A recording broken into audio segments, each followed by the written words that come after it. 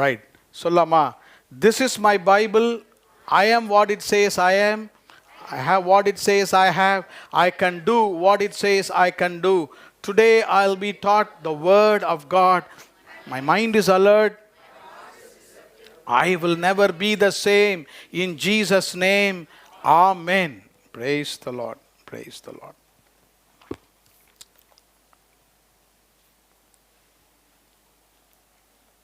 எபிரேயர் 13ஆம் அதிகாரம் 5ஆம் வசனம். நான் உன்னை விட்டு விலகுவதுமில்லை, உன்னை கைவிடுவதுமில்லை என்று அவர் சொல்லி இருக்கிறாரே.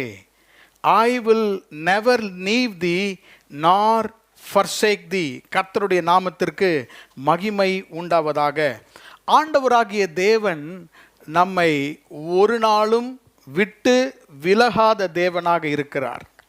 நம்முடைய ஆண்டவராகிய தேவன் நம்மை ஒரு நாளும் கைவிடாத தேவனாக இருக்கிறார். கர்த்தருடைய நாமத்திற்கு மகிமை உண்டாவதாக. எபிரேயர் 13ஆம் அதிகாரம் 5ஆம் வசனத்திலே நம்முடைய வாக்குத்தத்த வசனத்தோடு கூட ஒரு வார்த்தை எழுதப்பட்டிருக்கிறது. அது என்னவென்றால், என்று அவர் சொல்லியிருக்கிறாரே. as he had said, for he has said it. அவர் இதை முன்பாகவே சொல்லி இருக்கிறாரே. ஆகவே ஆண்டவர் சொல்லியிருக்கிறபடியால், அவருடைய வாக்குத்தத்தத்தின்படியால் அவர் நம்மை விட்டு ஒரு நாளும் விலகுவதில்லை. அவர் நம்மை விட்டு ஒரு நாளும் நம்மை கைவிடாத தேவனாக இருக்கிறார். He will never fail us. He will never forsake us. இந்த வாக்குத்தத்தம் எப்படி எபிரேயருக்குள்ளாக வந்தது? இது முன்பாகவே சொல்லப்பட்ட வசனங்கள். உன்னை விட்டு விலகுவதில்லை, உன்னை கைவிடுவதில்லை என்ற வசனங்கள் அதிகமாக வேதத்தில் இருக்கிறது. ஆனால் எபிரேயரில் எப்படி இது எழுதப்பட்டிருக்கிறது? எபிரேயர் 11ஆம் அதிகாரத்தை நீங்கள் வாசித்திருப்பீர்கள். எபிரேயர் 11ஆம் அதிகாரத்திலே விசுவாச வீரர்களுடைய பட்டியலை வாசிக்கிறோம். இல்லை என்றால் த எக்ஸாம்பிள்ஸ் ஆஃப் ஃபெய்த், விசுவாசம் உள்ளவர்களுடைய உதாரணங்கள், வாழ்க்கையை 11ஆம் அதிகாரத்தில் வாசிக்கிறோம். நீங்கள் 12ஆம் அதிகாரத்தில் வரும்போது, when you come to chapter 12 of Hebrews, you can again see something about faith there. விசுவாசத்தை குறித்து அங்கே வாசிக்கலாம். விசுவாசம் எப்படி நம்மை தைரியப்படுத்தும். Not only in 11th chapter the examples of faith, we read about the encouragements of faith in chapter 12. கர்த்தர் நம்மை விசுவாச வாழ்க்கையிலே எப்படி நம்மை தைரியப்படுத்துகிறார். தொடர்ந்து 13ஆம் அதிகாரத்திலே விசுவாச வாழ்க்கையினுடைய அடையாளங்கள், the evidences of faith. விசுவாச வீரர்கள் இருந்தார்கள், விசுவாசத்திலே தைரியம் பெற்றார்கள். ஆனால் 13ஆம் அதிகாரத்திலே எபிரேயர் புத்தகத்தை அவர் முடிக்கும்போது என்ன சொல்லுகிறார்? விசுவாசம் உள்ளவருடைய வாழ்க்கையிலே இருக்கிற அடையாளங்கள், the evidences in the life of a person who is full of faith. 1ஆம் வசனத்திலே அவர்களிடத்தில் ஸ்நேகம் இருக்கும். 2ஆம் வசனத்திலே உபசரிக்கிற ஹாஸ்பிட்டாலிட்டி, மற்றவர்களை உபசரிக்கிற அந்த குணம் உள்ளவர்களாக இருப்பார்கள். 3ஆம் வசனத்திலே அவருடைய இல்லங்களை அவர்கள் கட்டுபவர்களாக இருப்பார்கள். 4ஆம் வசனத்திலே their marriage will be honorable. அவருடைய மன வாழ்க்கை, அவருடைய விவாக வாழ்க்கை ஆசீர்வதிக்கப்பட்டிருக்கும். அப்படியே தொடர்ந்து 4ஆம் 5ஆம் வசனத்திலே சொல்லுகிறார், நீங்கள் பண ஆசை இல்லாதவர்களாய் நடந்து உங்களுக்கு இருக்கிறவர்கள் போதும் என்று என்றுங்கள். God provides all our needs. நம்முடைய தேவைகள் எல்லாவற்றையும் சந்திக்கிறார். ஸ்நேகத்தை குறித்து சொல்லுகிறார், அந்நியரை உபசரிக்கும் குணத்தை குறித்து சொல்லுகிறார், வீடுகளை இல்லங்களை குறித்து சொல்லுகிறார், விவாகத்தை குறித்து சொல்லுகிறார். இதெல்லாம் சொல்லிவிட்டு, அடையாளங்களை சொல்லிவிட்டு சொல்லுகிறார், இவைகள் எல்லாவற்றையும் செய்கிறவர் கர்த்தர். இந்த தேவன் உங்களை விட்டு ஒரு நாளும் விலகவே மாட்டார். இதெல்லாம் எப்படி நடக்கும்? ஒரு விசுவாச வாழ்க்கையின் அடையாளங்கள் என்ன? What are the evidences of a life of faith? Though all these things are listed here, God says, I will never leave you, I will never forsake you, I will never fail you. உங்களை ஒரு நாளும் நான் கைவிட மாட்டேன், உங்களை ஒரு நாளும் விட்டு விலக மாட்டேன். 37ஆம் சங்கீதத்தை இந்த காலையிலே நாம் வாசிக்க கேட்டோம். 37ஆம் சங்கீதத்திலே 25ஆம் வசனத்தை நான் முக்கியப்படுத்தி ஒரு காரியத்தை உங்களுக்கு சொல்ல விரும்புகிறேன். David is talking about how God did not fail or forsake him. தன்னுடைய வாழ்க்கையிலே கர்த்தர் எப்படி அவரை கைவிடாமல் இருந்தால். 25ஆம் வசனத்தை வாசிக்கிறேன். நான் இளைஞனாயிருந்தேன், முதிர் வயது உள்ளவனுமானேன், ஆனாலும் நீதிமான் கைவிடப்பட்டதையும் அவன் சந்ததி அப்பத்துக்கு இறந்து திரிகிறதையும் நான் காணவில்லை. நீதிமானின் சந்ததி கைவிடப்பட்டதை நான் பார்த்ததே இல்லை. I have never seen the generation, the seed of the righteous being forsaken. இளமையாக இருந்தேன். I was young. I was a young man. As the days went by, I became old. நான் முதிர் வயதுமானேன். இள வயதிலும் சரி, நான் முதிர் வயதனாக இருந்ததும் சரி, மனிதர்களை பார்த்தேன். கர்த்தர் நீதிமான்களை ஒரு நாளும் கைவிட்டதே இல்லை. நீதிமான்களுடைய சந்ததிகளை, பிள்ளைகளை அப்பத்திற்கு திரிகிறதை நான் ஒரு நாளும் பார்த்ததில்லை. David is talking about many generations. அநேக சந்ததிகளை தாவீது பார்த்து இங்கு சொல்லுகிறார், ஆண்டவர் ஒருவரையும் விட்டு விலகவும் மாட்டார், அவர் ஒரு நாளும் அவர் கைவிடுவதில்லை. நம்முடைய வாழ்க்கை அனுதினமும் வாழ்ந்து கொண்டிருக்கிறோம். ஒவ்வொரு மாதமும் கடந்து ஓடுகிறது, ஒவ்வொரு வருஷங்களும் கடந்து ஓடுகிறது. நம்முடைய வாழ்க்கையிலே தவிர்க்க முடியாத ஒரு காரியம் இருக்கிறது. அது என்னவென்றால் அவர் ageing. Every birthday is 1 year short to our death. ஒவ்வொரு பிறந்த நாளை சந்தோஷமாக கொண்டாடுகிறோம். It is always -1. வாழ்க்கையிலே குறைந்து போகிறது. என்ன செய்தாலும் வயதாகுவதை நாம் தடுக்கவே முடியாது. நாம் வயதாகி போனாலும் ஆண்டவர் சொல்லுகிறார், அநேக காரியங்கள் மாறுகிறது. Lot of things are changing. நம்முடைய வாழ்க்கையில் எப்பொழுதும் தாவீது சொல்வது போல 2 காரியங்கள் இருந்து கொண்டே தான் இருக்கிறது. ஒன்று ஆசீர்வாதங்கள், இன்னொன்று பாரங்கள். There is always blessings on one side, there is always burdens on one side. Both are always like parallel lines. இரண்டும் நம்முடைய வாழ்க்கையிலே 2 கோடுகளை போல போய்கொண்டே இருக்கிறது. ஒரு பக்கம் ஆசீர்வாதங்களை பார்க்கும்போது மிகவும் சந்தோஷமாக இருக்கிறோம். இன்னொரு பக்கத்திலே ஐயோ ஆசீர்வாதத்தை கர்த்தர் தந்து விட்டார் என்று நாம் அதில் களி கூறும் பொழுது, ஒரு பாரம் நமக்கு வந்து விடும் பொழுது சில நேரத்தில் நாம் சோர்ந்து விடுகிறோம். இன்றைக்கு ஆண்டவர் நமக்கு சொல்லுகிறார், வயதினால் காரியங்கள் மாறுகிறது, ஆசீர்வாதங்கள் பாரங்களால் அநேக காரியங்கள் மாறுகிறது. ஒன்று மாத்திரம் மாறவில்லை, அவர் நம்மை கைவிட மாட்டார், அவர் நம்மை விட்டு விலகவே மாட்டார் என்பது ஒரு நாளும் மாறாத வாக்குத்தத்தமாக இருக்கிறது. எல்லாம் மாறும், ஆனால் ஆண்டவர் ஒரு நாளும் மாறாதவராக இருக்கிறார். இன்றைக்கு காலையிலே கர்த்தர் நமக்கு அதை வாக்குத்தத்தமாக கொடுக்கிறார். ஐ will never fail you, I will never forsake you. உங்களை விட்டு நான் ஒரு நாளும் விலக மாட்டேன். எத்தனை பேர் விசுவாசிக்கிறீங்க? நம்மை விட்டு ஒரு நாளும் ஆண்டவராகிய தேவன் விலகவே மாட்டார். He will never fail us. யாரையாவது ஒருவரை கர்த்தர் உங்களை கைவிட்டு இருக்கிறாரா? கைவிட்டதை போல இருக்கும். வெளியரங்கமாக பார்க்கும் பொழுது கர்த்தரனை கைவிட்டு விட்டார். God has failed me, but really God has not failed us.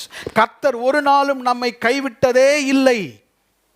இன்றைக்கு இந்த சொற்றொடரை உங்கள் இருதயத்திலே நான் பதிக்க விரும்புகிறேன். ஆங்கிலத்திலே I will not fail you, தமிழிலே உங்களை விட்டு நான் விலகுவதில்லை. மே மாதத்திலே நம்முடைய எதிர்கால வாழ்க்கையிலே இன்றைக்கு இந்த வாக்குத்தத்தத்தை நாம் உறுதியாக பற்றி கொள்வோம். ஆண்டவர் என்னை விட்டு ஒரு நாளும் விலக மாட்டார். ஆமென். God will never fail me. உங்களை பார்த்தா எப்படி இருக்குன்னா, எத்தனை தடவை ஃபெயில் பண்ணியிருக்காரு கர்த்தர்? இல்லை நம்மளை கர்த்தர் ஒரு நாளும் கைவிட்டதே இல்லை. ஆமேன் சொல்வீங்களா? ஆமேன். Praise the Lord. கர்த்தர் நம்மை ஒரு நாளும் நம்மை கைவிட மாட்டார். அப்போ கர்த்தர் நம்மை விட்டு விலக மாட்டார். ஐ வில் நாட் ஃபெயில் யூ. அந்த ஆங்கில வார்த்தையை இன்றைக்கு நான் வைத்து உங்களோடு கூட செய்தியை பகிர்ந்து கொள்ள விரும்புகிறேன். I will never fail thee. What does it mean? அவர் நம்மை விட்டு விலக மாட்டார் என்பதனுடைய அர்த்தம் தான் என்ன, விளக்கம் தான் என்ன, ஆசீர்வாதம் தான் என்ன? 3 பேருக்கு கர்த்தர் இந்த வசனத்தை கொடுத்தார். பழைய ஏற்பாட்டிலே 3 நபர்களுக்கு God will not fail you.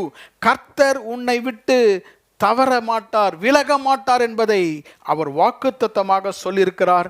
அதிலிருந்து 3 சிந்தனைகளை உங்கள் மத்தியிலே நான் வைக்க விரும்புகிறேன். Let me elucidate the thoughts before I go into the message. God will never fail you. Number 1, God will never fail in helping his people. ஜனத்திற்கு, தம்முடைய ஜனத்திற்கு உதவி செய்வதிலே ஆண்டவராகிய தேவன் நம்மை விட்டு விலக மாட்டார்.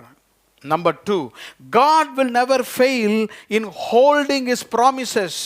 அவருடைய வாக்குத்தத்தத்தை நிறைவேற்றுவதில் அவர் விலக மாட்டார். Number 3, God will never fail in honoring his purposes. அவருடைய நோக்கங்களை முன்னேற்றுவதில் நம்முடைய வாழ்க்கையிலே ஒரு நாளும் விலக மாட்டார். Jesus will never fail us. God will never fail us. நம்மை கர்த்தர் ஒரு நாளும் நம்மை விட்டு விலக மாட்டார். எப்படி? Number 1, he helps his people. ஜனங்களுக்கு உதவி செய்வதிலே அவரால் சும்மாவே இருக்க முடியாது. In holding the promises that he has given, நமக்கு கொடுத்த வாக்குத்தத்தங்களை நிறைவேற்றுவதில் அவர் ஒரு நாளும் விலக மாட்டார். 3ஆவதாக, honoring his purpose in our life. நம்முடைய வாழ்க்கையில் அவர் வைத்திருக்கிற நோக்கத்தை முன்னேற்றுவதிலே அவர் ஒரு நாளும் விலக மாட்டார். ஆமென். 3 வசனங்களையும் உங்களுக்கு தர விரும்புகிறேன். முதலாவதாக, உபாகமத்தின் புத்தகம் 31ஆம் அதிகாரம், Deuteronomy chapter 31 and verse 6. Book of Deuteronomy chapter 31 and verse 6. That is very beautiful in English than in Tamil. I'll read both today. ஆங்கிலத்திலே மிக அழகாக இருக்கிறது, நான் தமிழிலும் வாசிக்கிறேன்.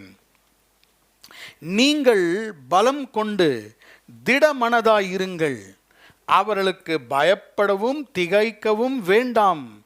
உன் தேவனாகிய கர்த்தர் தாமே உன்னோடே கூட வருகிறார். அவர் உன்னை விட்டு விலகுவதும் இல்லை, உன்னை கைவிடுவதும் இல்லை என்று சொன்னான். ஆங்கிலத்திலே வாசிக்கிறேன். Deuteronomy 31 verse 6. Be strong and of good courage. Fear not, nor be afraid of them. For the Lord thy God, he it is that doth go with thee. இதை கவனிங்கள். Note this. He will not fail thee, nor forsake thee. The Lord will not fail thee. அவர் உன்னை விட்டு விலக மாட்டார். 31ஆம் அதிகாரம் உபாகமத்திலே, இந்த அதிகாரத்திலே மோசே யோசுவாவை நோக்கி சொன்ன வார்த்தைகள், மோசேயினுடைய கடைசி நாட்கள், ஆண்டவர் மோசேயினுடைய வாழ்க்கையை முடிவுக்கு கொண்டு வரும் பொழுது இன்னொரு தலைவனை கர்த்தர் ஏற்படுத்துகிறார். இன்னொரு தலைவனை ஏற்படுத்தும் பொழுது ஜனங்களை கர்த்தர் உற்சாகப்படுத்துகிறார். The Lord was encouraging the people. இந்த 31ஆம் அதிகாரத்திலே நீங்கள் முதல் ஒரு சில வசனங்களை நீங்கள் வீட்டுக்கு சென்று வாசிக்கும் பொழுது ஏன் இந்த வார்த்தை அந்த ஜனங்களுக்கு நேராக வந்தது? இந்த இஸ்ரவேல் ஜனங்களுடைய இருதயம் பாருங்கள், it was up and down, நிலைவரமான ஒரு இருதயம் அல்ல, வெரி வெரி வாலடைல். எப்போது வேணாலும் அந்த இருதயம் மாறும். பலமுறை அவர்கள் மோசேயை பார்த்து சொன்னார்கள், நாங்கள் மறுபடியுமாக எகிப்துக்கு திரும்பி போய்விடுவோம். we will turn back to and go to Egypt. காதேஷ் பர்னியா என்ற ஒரு இடத்துக்கு வரும்பொழுது மோசேயை பார்த்து சொன்னார்கள், எங்களை விட்டுருங்க, நாங்கள் மறுபடியுமாக எகிப்துக்கு சென்று விடுகிறோம். வார்ப்பிக்கப்பட்ட கன்றுக்குட்டியை செய்தார்கள். இந்த கன்றுக்குட்டி தான் எங்களை எகிப்திலிருந்து கொண்டு வந்தது என்று சொன்னார்கள். அப்போ மோசே இந்த ஜனத்தை பார்க்கும் பொழுது, இந்த ஜனங்கள் எல்லாம் பாருங்க, இந்த இருதயம் அவர்களுக்கு மாறிக்கொண்டே இருக்கும். ஒரு காலத்திலே அவர்கள் ஒரு மாதிரி இருப்பார்கள், இன்னொரு காலத்திலே கர்த்தரை நம்புவார்கள், இன்னொரு காலத்திலே பின்வாங்குதலுக்குள்ளாக செல்வார்கள். மோசே மரிக்க போகிறான். The next leader is going to take over. It was a time of transition. ஒரு மாறுதலின் காலம். அந்த தலைமை மாறுதலின் காலத்திலே தான் மோசே ஜனங்களை பார்த்து சொல்லுகிறார், அருமையான இஸ்ரவேலின் ஜனங்களே, இவ்வளவு வருஷங்கள், ஏறக்குறைய 40 வருஷங்கள் முடிய போகிறது, நீங்கள் அவ்வப்போது மாறிக்கொண்டே இருந்தீர்கள். ஆனால் இந்த தேவன் பாருங்கள், உங்களை விட்டு ஒரு நாளும் விலகவில்லை. இந்த தேவன் ஒரு நாளும் உங்களை கைவிடவில்லை. இப்போ இந்த வசனத்தை இந்த கான்டெக்ஸ்டில் நாம் அறிந்து கொள்ள வேண்டும். எப்பொழுது வசனம் அவர்களுக்கு வாக்குத்தத்தம் சொல்லப்பட்டது? You people have been oscillating, volatile, மேலும் கீழுமாக இருப்பீர்கள். ஒரு நாளைக்கு கர்த்தர் கர்த்தர் என்று பாட்டு பாடுவீங்க, இன்னொரு நாள் ஒரு மூலையில் உட்கார்ந்து கர்த்தர் கைவிட்டார் என்று அழுது கொண்டு இருப்பீர்கள், இன்னொரு நாள் ஒரு வாரத்தை சொல்வீர்கள், பல காரியங்களை சொல்லிக் கொண்டே இருப்பீர்கள். நீங்கள் இப்படி மாறினாலும், ஆண்டவருடைய கட்டளைகளை நீங்கள் மீறினாலும், ஆண்டவராகிய தேவன் மாறாதவராக இருக்கிறார். உங்களை விட்டு அவர் விலகினதே இல்லை. அப்படிதான நம்முடைய வாழ்க்கையிலும் ஆண்டவர் நம்முடைய வாழ்க்கையிலே அவர் ஒரு நாளும் விலகி போகவில்லை.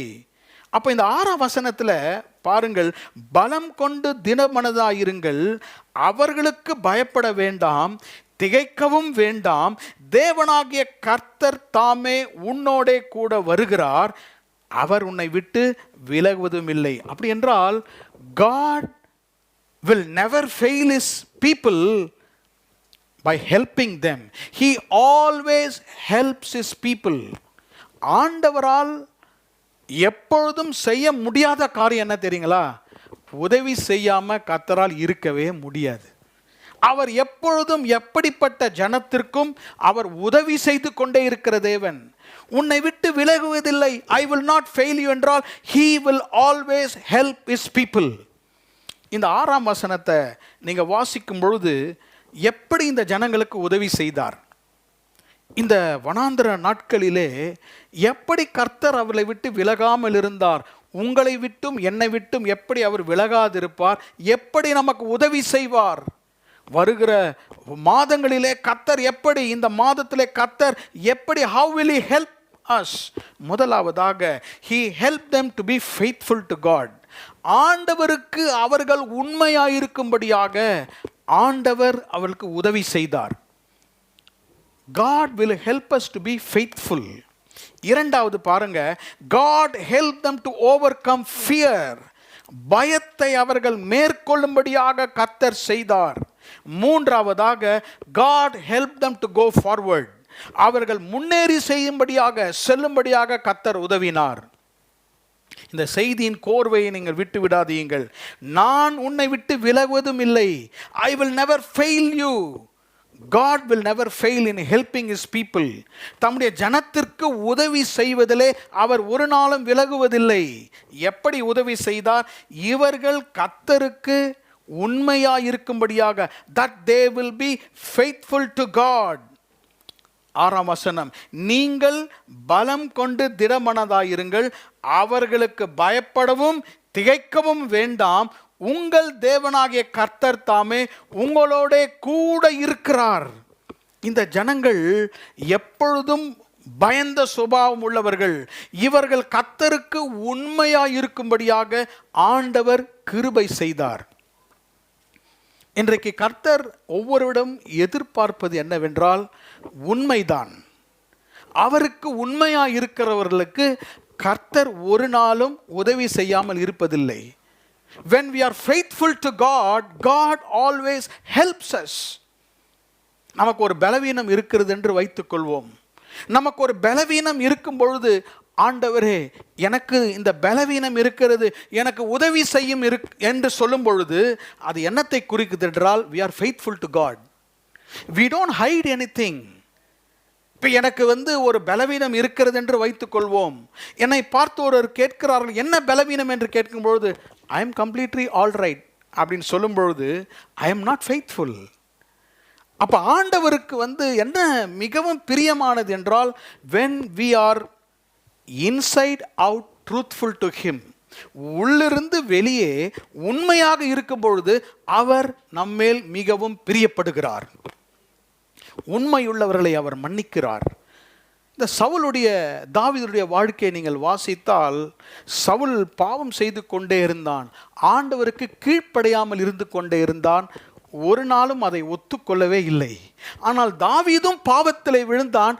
ஆண்டவரை நோக்கி, கர்த்தாவே பாவம் செய்தேன் என்று உண்மையாக ஒத்துக்கொள்ளும் பொழுது ஆண்டவர் தாவீதை மன்னித்தார். The Lord always is pleased with a faithful heart. அப்போ எப்படி நம்ம உண்மையாக இருப்பது? இதற்கு உதவுவதும் கர்த்தர் தான் நமக்கு உதவி செய்கிறார். என்னால் கர்த்தருக்கு உண்மையாக இருக்க முடியாது, ஆனால் அவருக்கு உண்மையாக இருப்பதற்கு அவரே நமக்கு உதவி செய்கிறார். He always helps us. He never fails us and makes us to be faithful to him. இரண்டாவதாக சொல்கிறார் பாருங்க, டோன்ட் ஃபியர். அவங்க இடத்துல இந்த பயத்தை அவங்க எடுத்து போகிறார். நீங்கள் பலம் கொண்டு திடமனதாயிருங்கள். பலன் கொண்டு திடமனது என்றால் ஃபெய்த்ஃபுல். ரெண்டாவது, அவர்களுக்கு பயப்படவும் திகைக்கவும் வேண்டாம். எவர்களுக்கு? எதிராளிகளுக்கு. Don't fear, don't become weak before your enemy. சத்துருக்கள் இருக்கிறார்கள், ஆனால் நீங்கள் சத்துருக்களுக்கு முன்பாக நீங்கள் பலன் உள்ளவர்கள் அல்ல. ஏனென்றால் கர்த்தராகிய தேவன் உங்களுக்கு உதவி செய்வார். மூன்றாவது என்ன சொல்லுகிறார்? நீங்கள் முன்னேறி செல்லுங்கள். You go forward, the Lord is with you. கர்த்தர் தாமே உங்களோட கூட வருகிறார். கர்த்தர் இந்த மாதத்திலே அநேகருக்கு உதவி செய்ய விரும்புகிறார். உன்னை விட்டு விலகுவதில்லை. I will not fail you என்றால் he wants to help his people. நமக்கு உதவி செய்ய அவர் விரும்புகிறார். எப்படி உதவி செய்கிறார்? அவருக்கு உண்மையா இருக்க உதவி செய்கிறார். பயத்தை மேற்கொள்ள உதவி செய்கிறார். முன்னேறி செல்ல கர்த்தர் உதவி செய்கிறார். ஆண்டவர் நம்மை ரோபோ மாதிரி ஆப்ரேட் பண்ண மாட்டார். ஆண்டவர் நம்மை உண்மையாக மாற்றுவார். உண்மை உள்ளவருக்கு கர்த்தர் மிகவும் அருகாமையில் இருக்கிறார். பவுல் ஒரு இடத்துல சொல்லுகிறார், நான் உண்மை உள்ளவன் என்று எண்ணி இந்த ஊழியத்தை கர்த்தர் எனக்கு தந்தார். டேலண்டட் பீப்புளுக்கு ஊழியம் தர மாட்டார் கர்த்தர். செல்வந்தர்களுக்கு ஊழியம் தருவதில்லை. பவுல் சொல்லுகிறார், நான் உண்மையாக இருந்தேன். He counted me faithful, putting me into the ministry. இது ஒரு உதாரணத்தை உங்களுக்கு சொல்லுகிறேன். ஆகவே the first thing that God never fails his people by helping his people. நமக்கு அவர் உதவி செய்கிறார். எத்தனை பேருக்கு உதவி தேவை? ஆமென். உதவி தேவை என்று சொல்லுகிறவர்களுக்கு இந்த தேவன் ஒரு நாளும் விலகாமல் அவர்களுக்கு உதவி செய்வார். இரண்டாவதாக யோசுவாவின் புத்தகம் 23ஆம் அதிகாரம், Joshua chapter 23 and verse 14. The second instance where God said, I will not fail you. தமிழிலே கொஞ்சம் வித்தியாசமாக இருக்கிறது. நான் தமிழிலும் வாசிக்கிறேன், ஆங்கிலத்திலும் உங்களுக்காக நான் வாசிக்க விரும்புகிறேன். யோசுவா 23ஆம் அதிகாரம் 14ஆம் வசனம். இதோ இன்று நான் பூலோகத்தார் எல்லாரும் போகிற வழியே போகிறேன். உங்கள் தேவனாகிய கர்த்தர் உங்களுக்காக சொன்ன நல் வார்த்தைகள் எல்லாம் ஒரு வார்த்தையும் தவறி போகவில்லை என்பதை உங்கள் முழு இருதயத்தாலும் உங்கள் முழு ஆத்துமாவாலும் அறிந்திருக்கிறீர்கள். அவைகளெல்லாம் உங்களுக்கு நிறைவேறிற்று. அவைகளில் ஒரு வார்த்தையும் தவறி போகவில்லை. இங்கிலீஷ் பைபிளில் வாசிக்கிறேன். Joshua chapter 23 and verse 14. Joshua 23:14. And behold, this day I am going the way of all the earth, and ye know in all your hearts that in all your souls, and not one thing that failed of all the good things which the Lord your God spake concerning you, all are come to pass unto you. கவனிங்கள், not one thing had failed thereof. God never fails. அவர் ஒரு நாளும் விலகுவதில்லை, அவர் ஒரு நாளும் கைவிடுவதில்லை. முதலாவதாக மோசே மூலமாக இஸ்ரவேலுக்கு அதை சொன்னார். இரண்டாவதாக பாருங்கள், ஆண்டவர் யோசுவாவின் மூலியமாக பேசுகிறார். யோசுவாவின் மூலியமாக ஜனங்களிடத்திலே பேசுகிறார். ஐ will not fail you. Tamil வேதத்திலே பயன்படுத்தப்பட்ட வார்த்தை தவறி போகவில்லை. 14ஆம் வசனத்தில் நல் வார்த்தைகள் எல்லாம் ஒரு வார்த்தையும் தவறி போகவில்லை. அதே வசனத்தில் கடைசியில் அவைகளில் ஒரு வார்த்தையும் தவறி போகவில்லை. இப்போ 14ஆம் வசனத்தில் எது தவறி போகவில்லை? அவருடைய நல் வார்த்தைகள். His good words. அப்படி என்றால் குட் வேர்ட்ஸ்னா ஹிஸ் குட் ப்ராமிசஸ், அவருடைய நல்ல வாக்குத்தத்தங்கள். அப்போ நல்ல வார்த்தைகள் எல்லாம், நல்ல வாக்குத்தத்தங்கள் எங்கே இருக்கிறது? வீட்டுக்கு போய் என்னாகமம் 10:29 வாசியுங்கள். Numbers 10:29. His good words R his good promises. நான் உங்களை விட்டு விலகுவதும் இல்லை, ஐ வில் நெவர் ஃபெயில் யூ என்றால் ஆண்டவர் கொடுத்த வாக்குத்தத்தங்களை அவர் நிறைவேற்றுகிறார். இதை நல்லா நீங்கள் விளங்கி கொள்ள வேண்டும். முதலாவதாக தம்முடைய ஜனத்திற்கு உதவி செய்கிறார். He will help his people. Number 2, God will hold his promises. அவருடைய வாக்குத்தத்தங்களை கர்த்தர் தம்முடைய வாழ்க்கையிலே நிறைவேற்றுகிறார். ஆமென். முதலாவதாக என்ன செய்கிறார்? நல்ல வார்த்தைகளை நமக்கு தருகிறார். 14ஆம் வசனத்தில் கர்த்தர் உங்களுக்கு சொன்ன நல் வார்த்தைகள் எல்லாம், இந்த நல் வார்த்தைகளை கர்த்தர் தந்து, அவர்களெல்லாம் இந்த நல் வார்த்தைகளை பெற்றுக்கொண்டு இந்த வார்த்தைகள் தவறி போகவில்லை என்றால் 15ஆம் வசனத்தில் நல் வார்த்தைகள் எப்படி மாறுகிறது? நல்ல காரியமாக மாறுகிறது. பாருங்களேன், கர்த்தர் உங்களோட சொன்ன நல்ல காரியங்கள், இந்த நல்ல காரியங்கள் எப்படி மாறுகின்றன? 16ஆம் வசனத்தில் நல்ல தேசமாக மாறுகிறது. எவ்வளோ அழகாக கர்த்தர் செய்கிறார். நல் வார்த்தைகளை உங்களுக்கு தருகிறேன், குட் வேர்ட்ஸ். இந்த நல்ல வார்த்தைகள் நல்ல காரியங்களாக மாறுகிறது. நல்ல காரியங்கள் நல்ல தேசமாக மாறுகிறது. Good words become good things and good things become good land for you. ஆண்டவர் சொன்ன வார்த்தைகள் ஒரு நாளும் நம்முடைய வாழ்க்கையிலே தவறி போகவில்லை. ஆண்டவர் எப்பொழுதெல்லாம் அவருடைய வாக்குத்தத்தங்களை நமக்கு கொடுக்கிறாரோ அவைகளெல்லாம் கர்த்தர் என்ன செய்கிறாரா? அதை நிறைவேற்றுகிறவராய் இருக்கிறார். நல் வார்த்தைகள் எல்லாம் ஒரு வார்த்தையிலும் தவறி போகவில்லை என்பதை உங்கள் முழு இருதயத்தாலும் முழு ஆத்மாவிலும் அறிந்திருக்கிறீர்கள். அவைகளெல்லாம் உங்களுக்கு நிறைவேறிற்று. அவைகளில் ஒரு வார்த்தையும் தவறி போகவில்லை. God's promises, கர்த்தர் கொடுக்கிற வாக்குத்தத்தங்கள் எல்லாம் உங்களுடைய வாழ்க்கையிலே கர்த்தர் ஒன்றும் தவறாமல், nothing will fail, it will come to pass. எத்தனை பேர் விசுவாசிக்கிறீங்க? ஆமென், praise the Lord. இந்த 14 முதல் 16ஆம் வசனம் வரை நான் வாசித்த பொழுது சிந்தனைகளை மாத்திரம் உங்களுக்கு தர விரும்புகிறேன். எப்படி கர்த்தர் தம்முடைய நல்வார்த்தைகளை நிறைவேற்றுகிறார்? How does God will not fail us by fulfilling his promises? தம்முடைய வாக்குத்தத்தங்களை எப்படி நிறைவேற்றுகிறார்? மாதம் மாதம் வாக்குத்தத்த வசனம். ஆண்டவர் எப்படி இதை என் வாழ்க்கையிலே நிறைவேற்றுகிறார்? இதை நிறைவேற்றுகிறவர் கர்த்தர். எப்படி நிறைவேற்றுகிறார்? 3 விதத்தில் அவர் நிறைவேற்றுகிறார். He fulfills his promise to his people in 3 ways. முதலாவதாக, the Lord will fulfill his promise consistently. அதை அழகாக நிலையாக அதை நிறைவேற்றுவார். consistently. இந்த ஜனங்கள் எல்லாரும் பாருங்கள், இவங்க 40 வருஷம் வனாந்திரத்தில் வரும்பொழுது எதிரிகளை பார்த்தார்கள். They always encountered enemies and pitfalls and sins in their life. ஆனால் கர்த்தர் என்ன செய்தார் என்றால், அவர் சொன்ன வார்த்தையை அவர் நிறைவேற்றி கன்சிஸ்டண்டாக நிலையாக அவர் நமக்கு நிறைவேற்றினார். ஆமென்.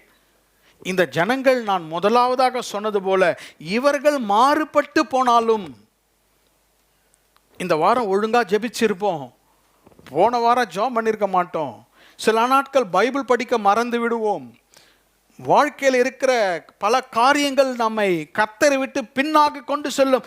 ஆனாலும் கர்த்தர் தம்முடைய வாக்குத்தத்தத்தை நிலையாக நம்முடைய வாழ்க்கையில நிறைவேற்றுவார். ஆமென். காலையில் சில காரியங்கள் பாருங்க, நம்முடைய வாழ்க்கையில் நம்ம அறியாமலே நடந்து கொண்டிருக்கிறது. many things happens without us knowing and acknowledging. உதாரணமாக சொல்லுகிறேன், இன்றைக்கு மாலை 6 மணி ஆகிறது. 7 மணி ஆகும் பொழுது இன்னும் சூரியன் மறையவில்லை. 8 மணி ஆகிறது, சூரியன் மறையவில்லை.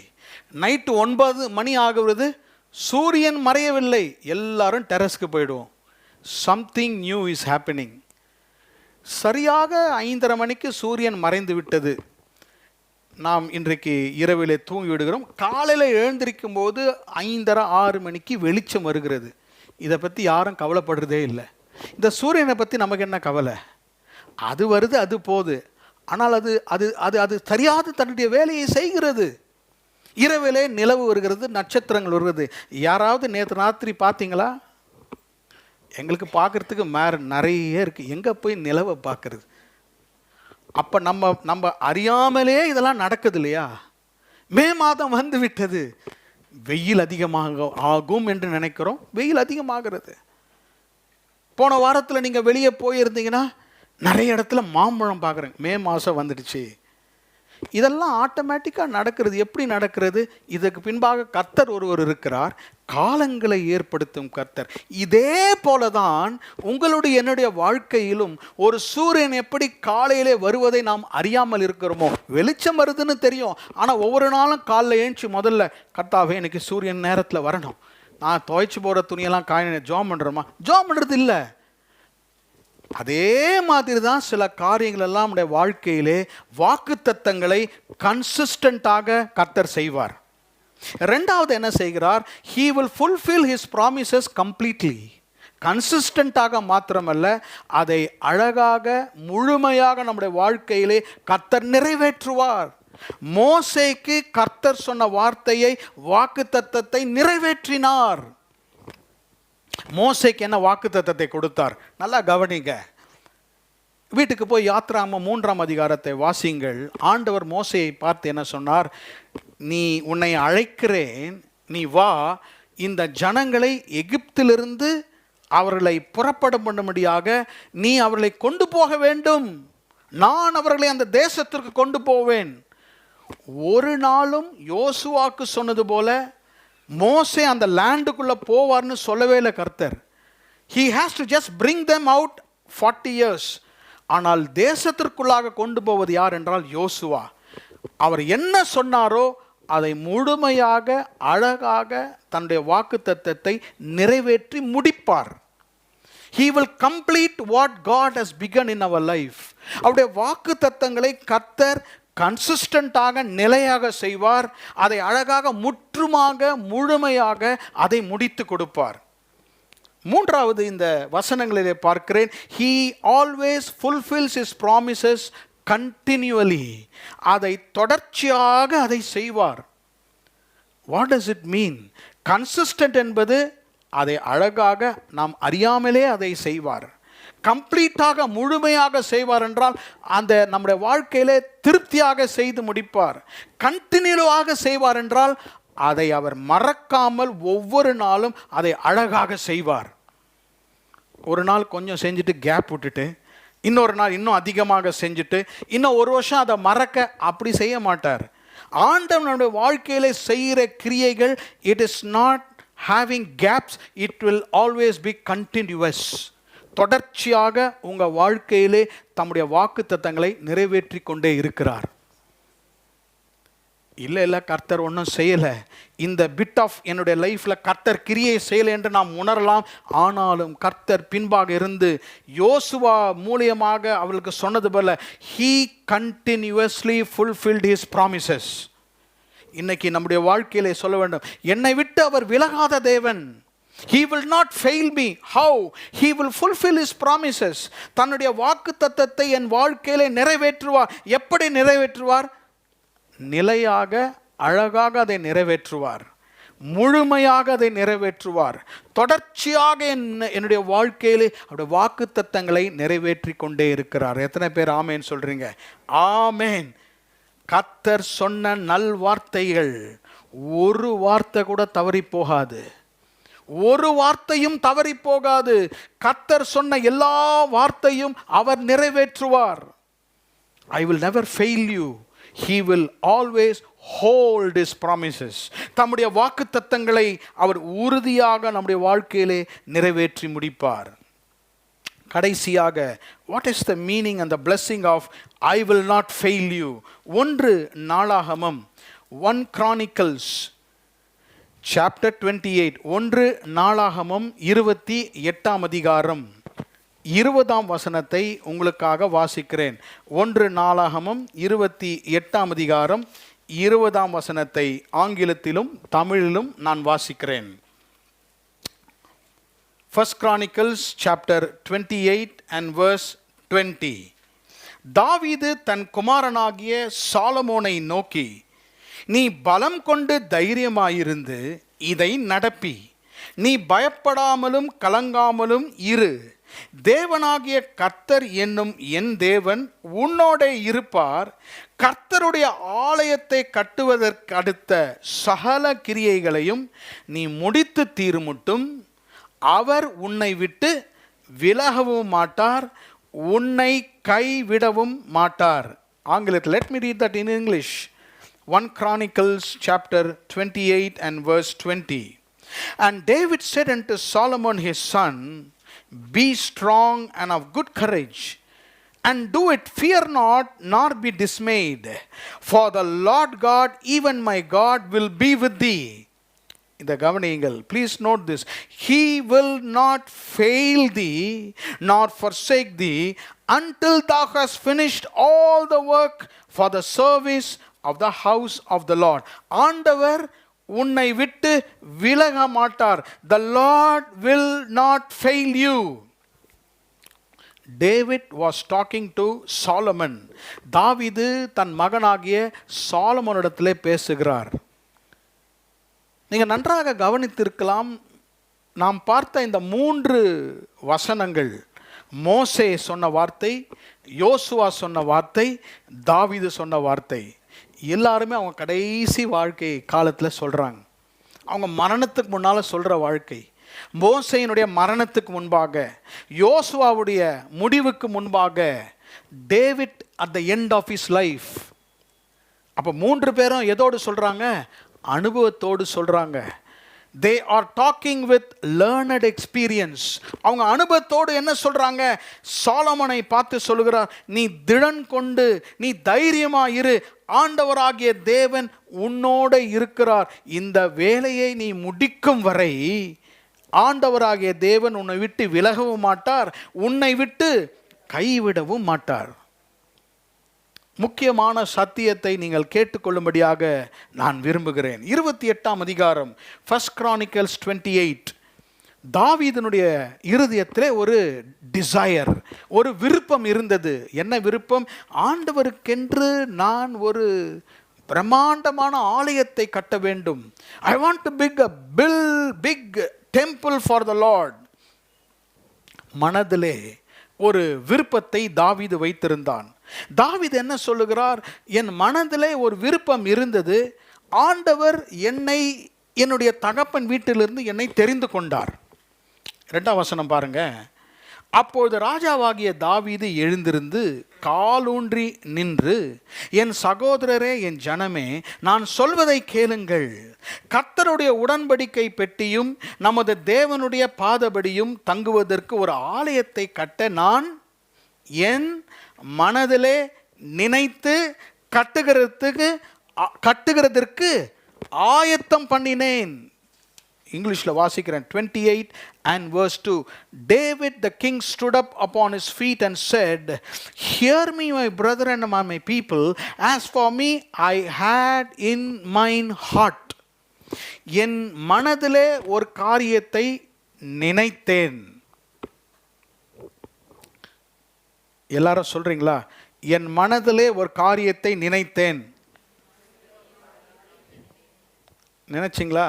எவ்வளோ காரியத்தை நினைக்கிறோம். என் மனதில் ஒரு காரியத்தை நினைத்தேன். என்ன நினைச்சார் தாவீது?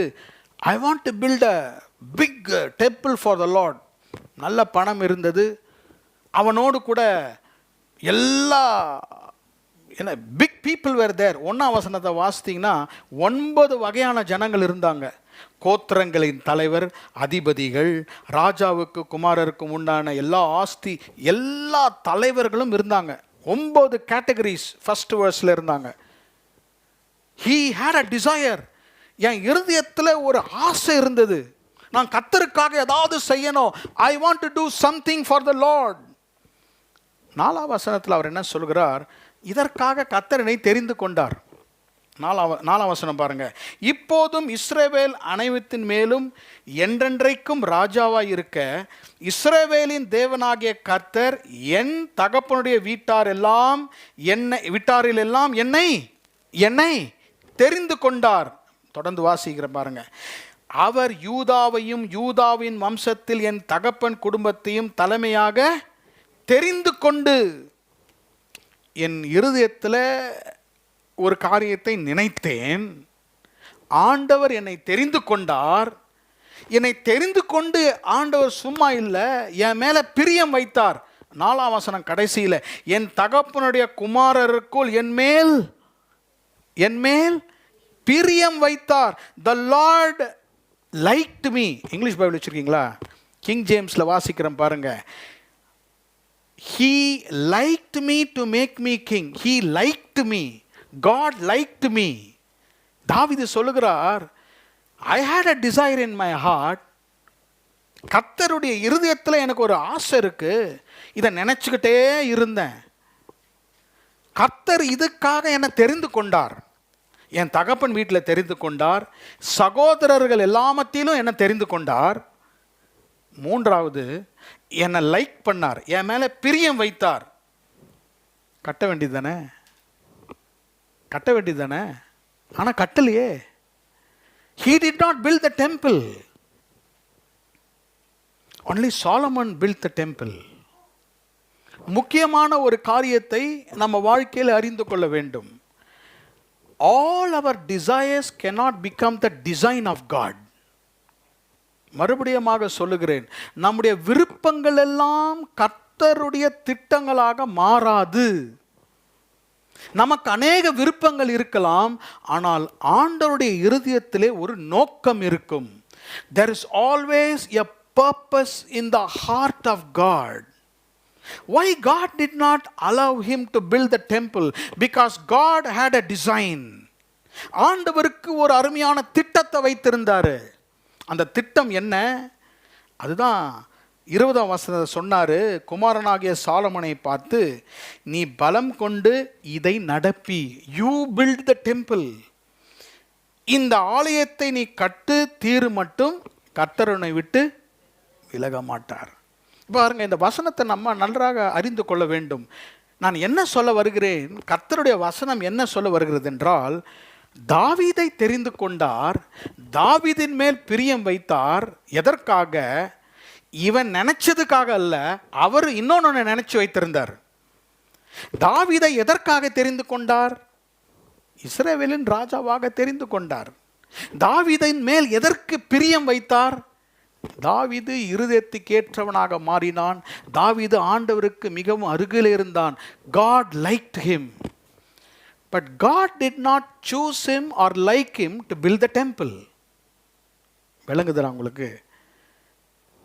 ஆண்டவரனை தெரிந்து கொண்டார் என்று விருப்பம் இருக்கும், ஆனால் நோக்கம் வேறு விதமாக இருக்கும். இது வரைக்கும் தான் தாவீதை தெரிந்து கொண்டார். 5ஆம் வசனம், 6ஆம் வசனம், 5ஆம் வசனம், 6ஆம் வசனம், 10ஆம் வசனம். இந்த 3 வசனத்தை எனக்கு நேரம் இல்லை. இந்த 3 வசனத்தை நீங்கள் வாசித்தீங்கன்னா சாலமோனை கர்த்தர் தெரிந்து கொண்டார் என்று இருக்கிறது. 5ஆம் வசனம் பாருங்க.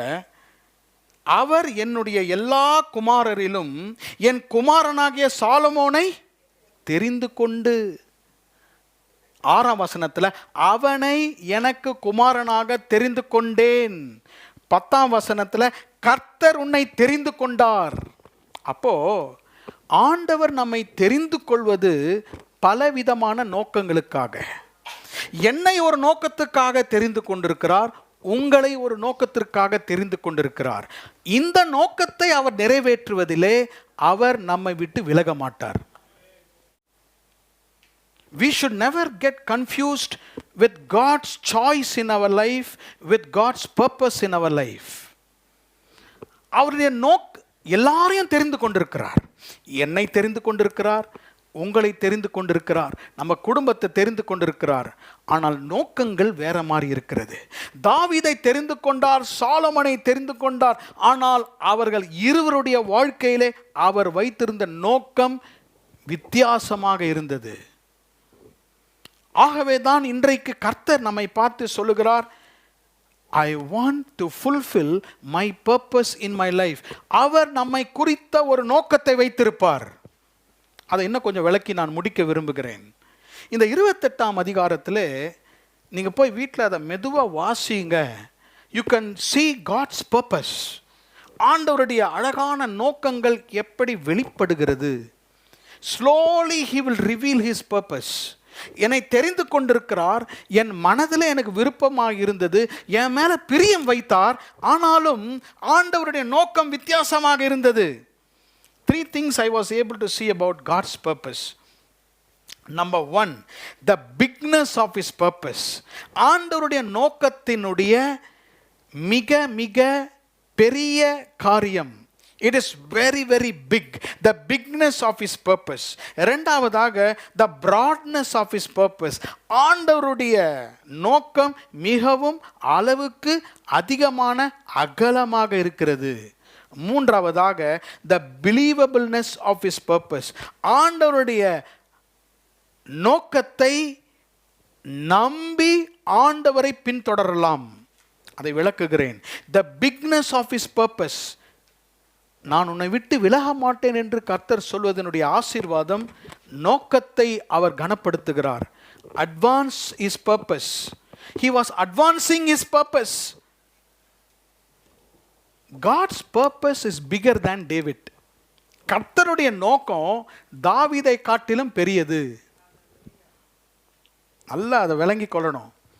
நம்ம வாழ்க்கையில் நமக்கு நிறைய ட்ரீம்ஸ் இருக்கும், நமக்கு நிறைய கனவுகள் இருக்கும், நமக்கு நிறைய ஆசைகள் இருக்கும், நமக்கு கோல்ஸ் இருக்கும், நமக்கு ஆம்பிஷன்ஸ் இருக்கும், நமக்கு இலக்குகள் இருக்கும். நான் எந்த மாதிரி ஆக போகிறேன், அந்த மாதிரி ஆக போகிறேன், ஆகிட்டு போகிறோம். இன்ஜினியர் ஆகணும், டாக்டர் ஆகணும், ஸ்பேஸுக்கு போகணும், மார்ஸுக்கு போகணும், எல்லாம் இருக்கிறது. இதெல்லாம் நம்ம டிசையர்ஸ். ஆனால் ஆண்டவருடைய நோக்கம் பாருங்க, இதை விட பெரியது. God's purpose is bigger than your dream. இதை இருதயத்தில் நல்லா பதித்துக் கொள்ளுங்கள். You want to become so and so, you become that. But God's purpose in your life is bigger than that. David, you are a king. நான் ராஜா, நான் பெரிய ராஜா, கர்த்தருடைய இருதயத்துக்கு ஏற்றவன். But God told him, my purpose is bigger than what you think. உன் பொசிஷனை விட என்னுடைய நோக்கம் பெரியது, நீ நினைப்பதை காட்டிலும் பெரியது. ஆலயத்தை கட்டுவதற்கு பணத்தை வைத்திருந்தான், இடத்தை சம்பாதித்து வைத்திருந்தான், அதற்கு கூறிய வேலையாட்களை வைத்திருந்தார். கர்த்தர் சொன்னார், no, my purpose is bigger than what you think. இன்னைக்கு இங்கே உட்கார்ந்து இருக்கிறவர்கள் வாலிப பிள்ளைகள் பெரியவர்களை பார்த்து கர்த்தர் சொல்லுகிறார், நீங்கள் நினைப்பதை காட்டிலும் கர்த்தர் உங்கள் வாழ்க்கையில் வைத்திருக்கிற நோக்கம் மிக மிக பெரியது. ரெண்டாவது பாருங்க, it is always broader than we think. It is not only bigger, it is broader. அது மிகவும் அகலமாக இருக்கிறது. எப்படி அதை சொல்கிறேன் என்றால், ஆண்டவருடைய நோக்கம் தாவீதின் சந்ததியை தாண்டி சாலமோன் சந்ததிக்கு போகிறது. சில நேரத்தில் ஆண்டவர் நோக்கத்தை நம்முடைய வாழ்க்கையில் வைத்திருப்பார், அது சந்ததிகளை தாண்டி போகும். மிக ஆழமான சத்தியம். இங்கு உட்கார்ந்திருக்கிற ஒவ்வொருடைய வாழ்க்கையிலும் கர்த்தர் நோக்கத்தை வைத்திருக்கிறார். ஒருவேளை உங்களுடைய மூதாதையரிலிருந்து கர்த்தர் அந்த நோக்கத்தை கொண்டு வருவார். You will not know, the purpose might come from your great grandparents. It might go to your children. You want to do something, but God will do it through your children. உங்க பிள்ளைகள் மூலமாக கர்த்தர் அதை செய்வார். இதை செய்வதிலே கர்த்தர் நம்மை விட்டு விலக மாட்டார். தாவீதை தெரிந்து கொண்டார். தாவீதினுடைய மகனாகிய சாலமோனை கர்த்தர் ஆசீர்வதித்தார். ஆண்டவர் சாலமோனை நம்பினார். தாவீது கர்த்தரிடத்திலே பேசும்போது கர்த்தர் அவனுக்கு சொல்லிவிட்டதுனாலே சாலமோனை பார்த்து சொன்னார், சாலமோனே, ஆண்டவருடைய நோக்கம் பெரிசு. நான் ஏதோ யோசித்து வச்சிருந்தேன், ஆனால் காட்ஸ் பர்பஸ் இஸ் பிகர். நான் ஏதோ யோசித்திருந்தேன் என் வாழ்க்கையில் நடந்துரும்னு இல்லை. ஆண்டவருடைய நோக்கம் என்னை தாண்டி உனக்கிட்ட வருகிறது, உங்களை தாண்டி உங்கள் பிள்ளைகளுக்கு அது செல்லும் என்று நான் சொல்லுகிறேன். கடைசியாக என்ன சொல்லுகிறார்? 9ஆம் வசனம் பாருங்க.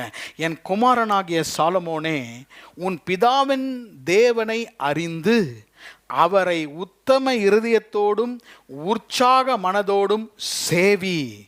இப்போ கர்த்தருடைய நோக்கம் என்னிடத்திலிருந்து, ஆலயத்தின் காரியத்திலிருந்து உன் மேலே வந்துடுச்சு. You have to know God. யார் அறிந்து கொள்ளணும்? கர்த்தரை அறிந்து கொள்ளணும். நான் கர்த்தரை எப்படி அறிந்திருக்கிறனோ நீ கர்த்தரை அறிந்து கொள்ள வேண்டும். Do you know God or you know about God? எனக்கு கர்த்தரை பற்றி தெரியும், வேத வசனத்தில் வாசித்திருக்கிறேன், ஆனால் கர்த்தரை தெரியுமா? இந்தந்த நேரத்தில் கர்த்தர் இப்படியெல்லாம் செய்வார். சில காரியங்கள் நம்ம வாழ்க்கையில் டிலே ஆகலாம், சில காரியங்கள் டினாயல் ஆகலாம், ஆனால் ஆண்டவரை அறிந்தவர்கள் அதை ஏற்றுக்கொள்வார்கள்.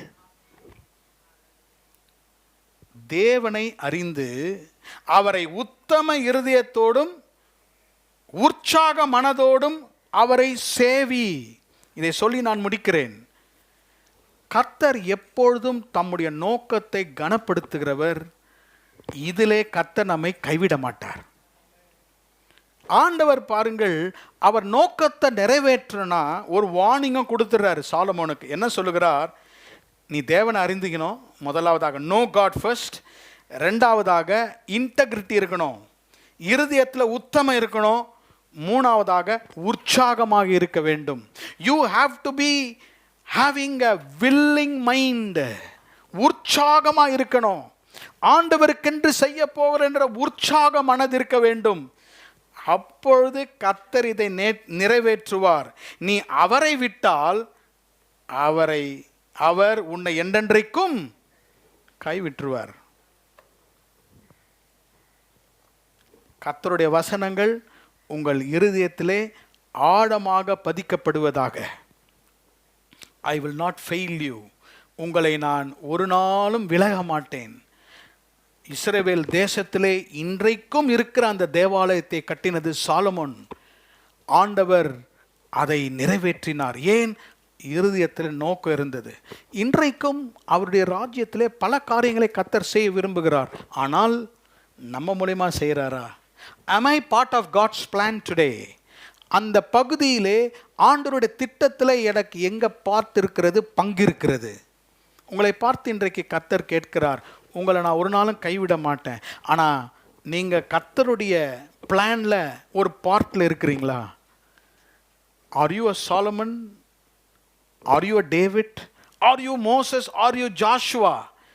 கர்த்தர் நம்மை கைவிட மாட்டார். 3 காரியங்களை சொன்னேன். God will never fail. முதலாவதாக helping his people. தம்முடைய ஜனங்களுக்கு உதவி செய்வார். God will never fail. holds his promises. தம்முடைய வாக்குத்தத்தங்களை கர்த்தர் நிறைவேற்றுவதிலே. கடைசியாக honoring his purpose. அவருடைய நோக்கத்தை அவர் கனப்படுத்தி அதை முன்னேற்றுவார். தாவீதிடத்திலிருந்து சாலமோனுக்கு அதை முன்னேற்றினார்.